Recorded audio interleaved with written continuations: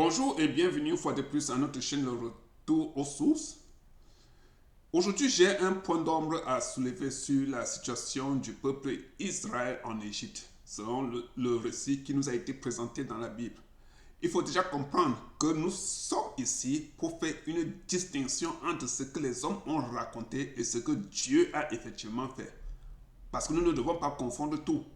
Prendre ce que Dieu a fait et en fait utiliser ce que les hommes ont raconté pour coller ça sur, pour mettre ça, pour étiqueter les œuvres de Dieu, pour coller ça sur lui et sur tout ce qu'il a fait. Non, on doit faire une part des choses, une différence entre les deux.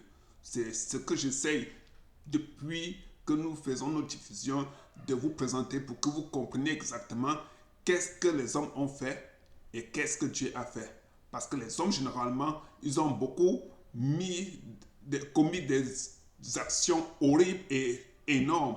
Et ils ont collé cela sur Dieu en disant que c'est effectivement Dieu qui leur a donné l'ordre de le faire. Ça, c'est un point. Alors, aujourd'hui, nous voulons essentiellement nous focaliser sur la situation esclavagiste du peuple Israël en Égypte. Mais avant cela, il faut déjà qu'on comprenne qu'est-ce qu'un esclave. C'est-à-dire, si nous tous, nous essayons de remonter l'histoire pour mieux comprendre exactement ce qu'étaient les esclaves, nous aurons tous des mémoires sombres, c'est-à-dire des souvenirs euh, euh, euh, horribles de la chose, des traitements qu'ils avaient reçus. C'était des personnes qui n'avaient pas de liberté. C'était des personnes qui travaillaient dur pour leur maître et qui étaient soumis à des travaux forcés. Quand je parle de travaux forcés, c'est tout ce qui concerne des travaux, que ce soit ménagers ou champêtres ou de construction ou tout autre travaux sans aucun salaire. Et je précise encore sans aucun salaire. Ils travaillaient ainsi et ils étaient soumis à des traitements durs et des châtiments atroces au point où ils en mouraient. C'était des personnes qui n'avaient pas le droit d'éducation, qui n'avaient pas le droit de santé, qui n'avaient pas le droit de réclamer quoi que ce soit. Et quand bien même ils essayaient de soulever la tête pour voir une lueur de liberté quelque part, c'était des...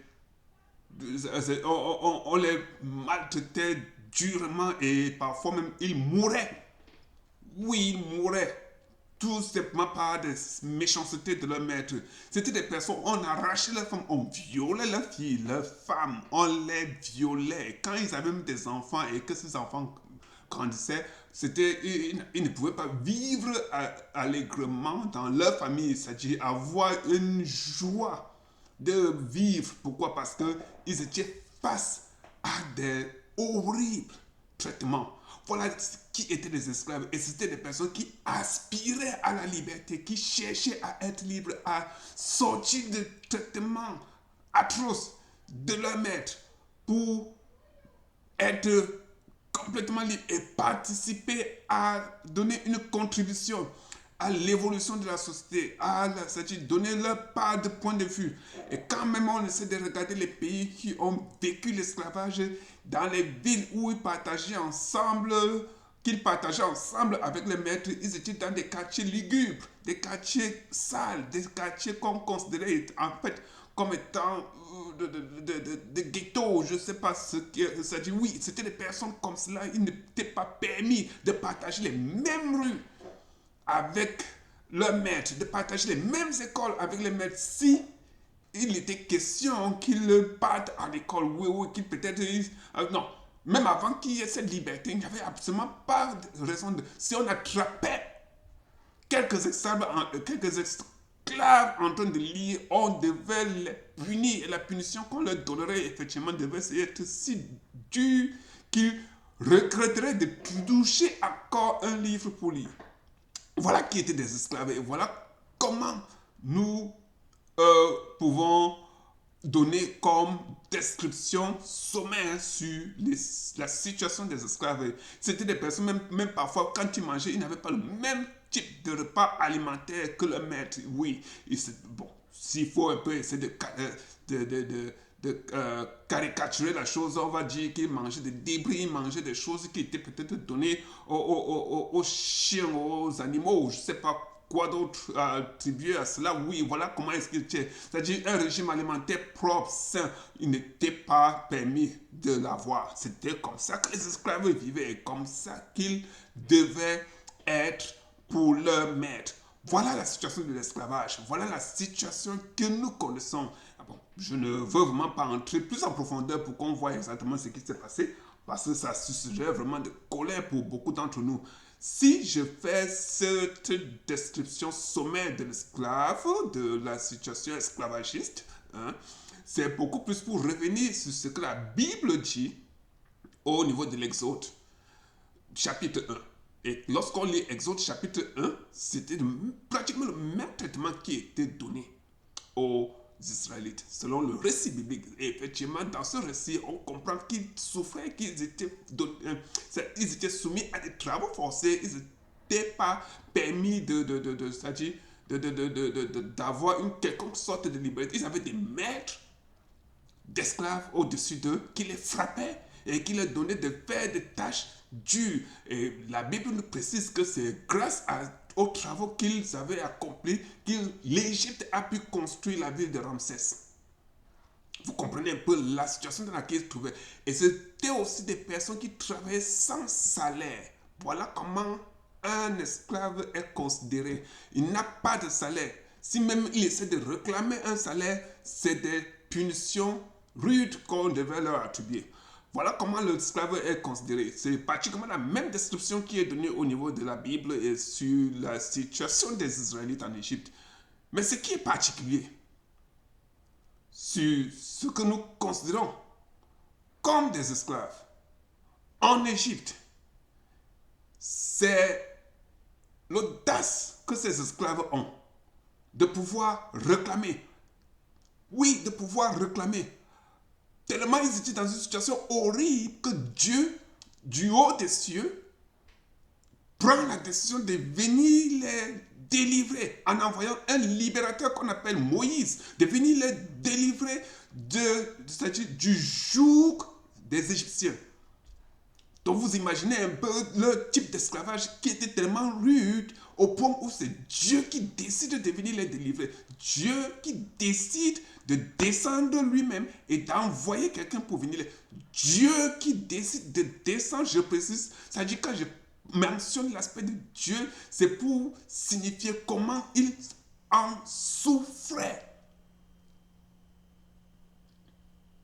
Au point où Dieu décide de venir les libérer. Alors, ce qu'il faut comprendre maintenant, c'est quoi? C'est que lorsque Moïse fait une première tentative de dire au Pharaon de lui accorder 3 jours de marche, pour quelle raison? Écoutez très bien, au Genèse chapitre 5, pour quelle raison? Pour aller adorer Dieu dans le désert. 3 jours de marche pour aller adorer Dieu dans le désert.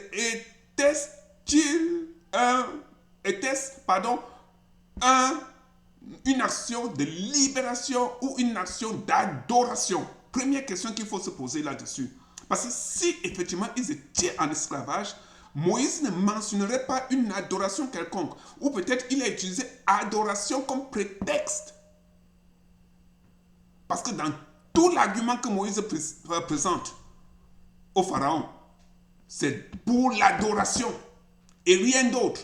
Pour l'adoration. Et il y a bien et bien des discussions entre Moïse, le Pharaon et tout son entourage sur la question de qui ira effectivement adorer ce Dieu dans le désert. Avec quoi ils vont partir? C'est ce que nous devons comprendre, essayer de comprendre à ce niveau-ci. Pourquoi je dis cela? Lorsque cette première tentative échoue, le Pharaon constate dans Exode chapitre 5 que ces gens sont des paresseux et cherchent à être libres, alors il décide d'augmenter déjà sur ce qu'ils subissaient encore le traitement rude, de rendre le châtiment encore plus rude que ce qu'ils avaient déjà avant, qui a occasionné Dieu de venir les délivrer. Le Pharaon augmente pour le rendre encore pénible. Et le maître, c'est-à-dire les esclaves, supposés esclaves, je précise, vont réclamer leurs droits auprès du pharaon, auprès du roi. Ils ont cette audace d'aller réclamer leurs droits en leur disant que ce n'est pas juste ce que les maîtres d'esclaves sont en train de leur faire. C'est injuste. Ils réclament cela auprès du pharaon. Bon, ça c'est vrai que la Bible nous dit que oui, Dieu a endurci le cœur du pharaon et l'endurcissement du cœur du pharaon a fait à ceux qui ne comprennent pas vraiment cette réclamation que est-ce qu'un esclave pouvait avoir ce genre d'audace de se présenter devant son maître et de réclamer. Et en réclamant, il sort librement sans qu'on ne lui fasse rien du tout. Ça, c'est ce que la Bible nous précise. De deux, les esclaves que nous considérons comme étant esclaves en Égypte vivaient dans une ville bien construite, bien développée, avec une éducation, une pratique, c'est-à-dire une vie aisée. Tous vivaient dans une même ville. Est-ce que les esclaves avaient la possibilité de vivre et d'être rassemblés, fonder leur famille et de vivre, à faire des enfants, se multiplier jusqu'à ce que le pharaon a peur que s'ils continuent de se multiplier, alors il prendra le dessus sur eux. Alors, si la question, l'inquiétude du pharaon est de ne pas vouloir que ces esclaves prennent le dessus sur eux, ça sous-entendrait qu'il n'était pas vraiment un esclave. Parce que s'il y a cette peur, vu leur multiplication, effectivement, il y a quelques questions à se poser là-dessus.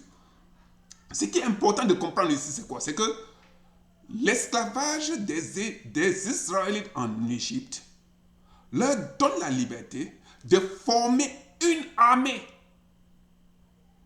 Ils ont la possibilité de former une armée. Et cette armée fait peur au pharaon qui décide de les traiter ainsi. Donc, ils ont une armée. Nous voyons cela dans Exode chapitre 12, verset 51, lors de leur sortie. Et la précision dans Exode chapitre 12, verset 51 dit que ils sortaient du pays d'Égypte comme une armée. Bon, on va préciser peut-être que comme une armée dans le sens où c'est peut-être la marée humaine qui formait, peut-être qui était semblable à une armée. Est-ce que c'était une comparaison d'une marée humaine semblable à une armée? Est-ce qu'une marée humaine sans armes peut être considérée comme une armée? Non, on ne peut pas dire que c'est une armée. Parce que pour qu'il y ait une armée, il faut des armes. Et il faut un leader à la tête. Ça, c'est deux. Ça, c'est de deux. Mais ce qu'il faut maintenant comprendre, avec tout ce qu'ils ont, et cette ville qui est à eux, où ils vivent allègrement, et ils sont très développés dans cette ville, et très bien nourris dans cette ville. Je vais vous préciser de pourquoi est-ce que je dis très bien nourris plus loin. Que Dieu, voyant la situation, décide de les libérer de cette vie qu'ils menaient, de ce traitement qu'on leur attribuait. Est-ce qu'ils étaient vraiment en esclavage? C'est la question que j'aimerais que toi tu me répondes face à ce qui nous a été présenté. Ce qui est encore plus marquant dans cette situation esclavagiste, c'est qu'après tous les 10 plaies que Dieu a attribués aux Égyptiens, bon, tous les 10 plaies qu'il a attribués aux Égyptiens, après que Dieu ait attribué cela, le pharaon décide finalement de les faire partir. Comme je l'ai encore dit, la question ici n'était pas une question de libération, mais c'était une question d'adoration dans le désert. Parce que même quand on regarde un peu tout le débat qu'il y a entre le pharaon et Moïse, c'était une question de nous irons avec nos gros et petits bétails, nos enfants, nous irons tous adorer là-bas. Nous ferons des sacrifices d'adoration, des sacrifices pour adorer Dieu. Donc ce n'était pas une question. Et nous irons faire 3 jours de marche. Mais le pharaon, quelque part, même dit que non, allez seulement avec vos hommes, laissez les enfants. Dieu dit non, nous n'irons pas seulement avec les hommes, nous irons avec tout. Moïse dit nous irons avec tout le monde. y compris les enfants, pour faire l'adoration. Est-ce qu'il était vraiment question de libération ou d'adoration? Ok. Bon, ce qu'il maintenant faut comprendre ici, c'est quoi? C'est que Genèse chapitre 14,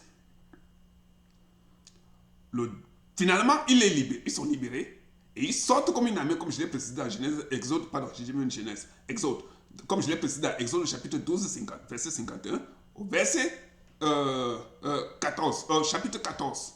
Ils sont sur la route de marche, ils vont à pied à Hérode, ils se rassemblent au bord de la mer, ils sont assis là-bas. Le pharaon constate qu'il a libéré les personnes qui travaillaient pour eux, décide de les pourchasser et il prend avec lui 600 de ses meilleurs chars, avec 3 membres contenant chacun 3 membres par char. Donc, au total, 1800 hommes armés vont pourchasser 600 000 hommes qui sont sortis de l'Égypte comme une armée. Donc, s'il faut signifier qu'ils sont sortis de l'Égypte comme une armée, ça sous-entendait qu'ils avaient aussi des armes. Donc, 600 meilleurs chars avec 3 équipiers par char pourchassent 600 000 hommes et tous les 600 000 hommes ont la frayeur avant même qu'ils ne traversent la mer Rouge. Avant que la mer Rouge ne soit fendue, ils viennent auprès de Moïse. Dans la peur de 1800 hommes, ils disent ceci à Moïse. Nous t'avons bien dit de nous laisser tranquilles en Égypte, parce que nous préférons être sous leur esclavage que de venir mourir ici en Égypte, dans le désert. Mais attends, essayons un peu de s'interroger à ce niveau, c'est pour se demander exactement quel type d'esclavage ils avaient pour pouvoir préférer rester dans cet esclavage que de venir mourir, comme la Bible le dit, dans le désert. Pourquoi? Parce qu'ils ont peur de 1800 hommes qui les pourchassent. Bon, Moïse les rassure bien et il leur dit que, ok, voici, ne vous inquiétez pas. Pourquoi? Parce que ces 1800 hommes que vous voyez maintenant, vous ne les verrez plus. Vous ne les verrez plus. Pourquoi? Parce que Dieu va intervenir. Bon, ça c'est bon. Admettons effectivement que ce soit ça. Oui, admettons effectivement que Dieu ait intervenu et que Dieu a fait à ce que tout cela se produise comme ça se produit là. Ce que nous voulons maintenant comprendre ici, 2 mois après leur traversée, ils ont bien célébré. Quand ils ont célébré, ils viennent maintenant. 2 mois après leur traversée, ils sont de l'autre côté de la mer. Ils ont célébré leur libération. Oui, ils chantent dans Exode chapitre 15 que tu nous as libérés par ta main droite et tu nous as libérés de la main de nos ennemis. Ainsi. Ok.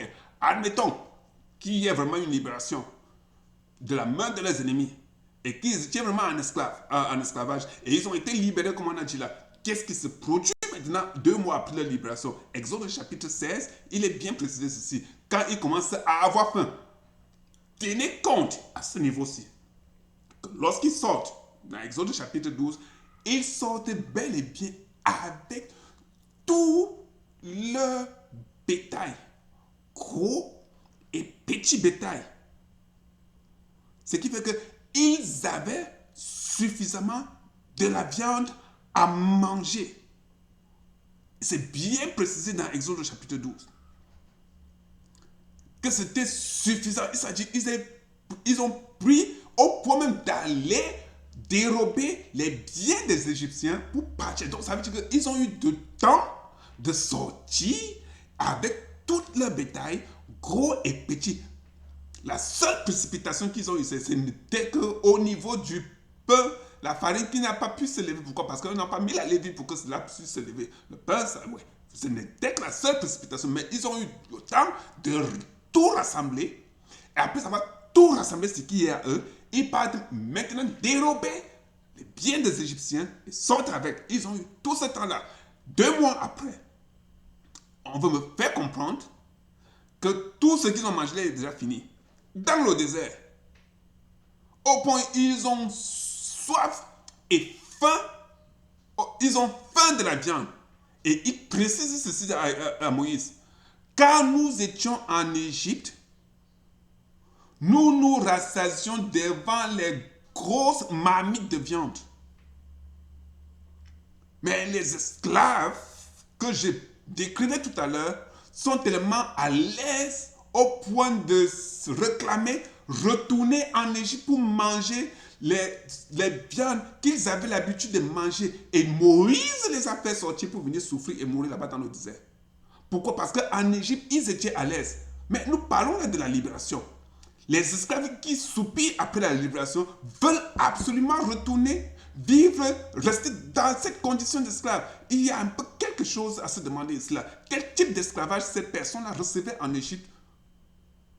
Si cet esclavage était si atroce, si horrible, qui demandait l'intervention divine de venir les libérer, comment est-ce que ces mêmes personnes veulent s'y plaisaient dans cette vie d'esclave au point de vouloir retourner après qu'ils soient délivrés? Vous et moi, si nous sommes dans une situation d'esclave et qu'on finalement trouve la liberté, penserez-vous que nous allons continuer à aller rester là-bas dans l'esclavage, dans cette souffrance où nous étions?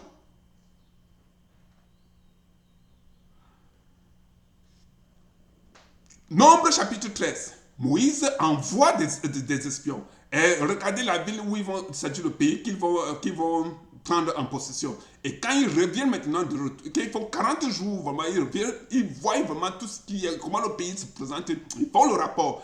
10 parmi eux découragent le peuple et disent que non, n'y allons pas, parce que si nous allons là-bas, nous allons souffrir. Retournons en Égypte. Retournons dans notre condition d'esclave. N'allons pas là-bas.